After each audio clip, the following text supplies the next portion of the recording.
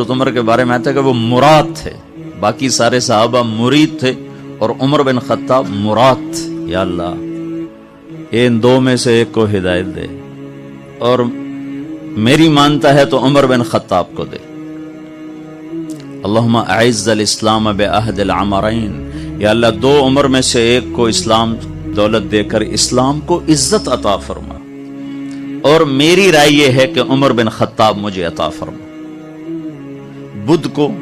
اور جمعرات کی درمیانی رات کو آپ نے یہ دعا مانگی، اور جمعرات کو عمر بن خطاب کلمہ پڑھ چکے تھے اور نبی کے برابر میں جگہ پائی ہے۔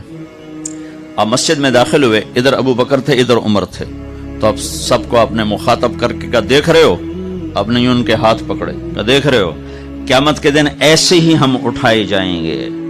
ادھر میرے ابو بکر ہوگا اور ادھر میرے عمر ہوگا، اور ہم یوں اٹھائے جائیں گے۔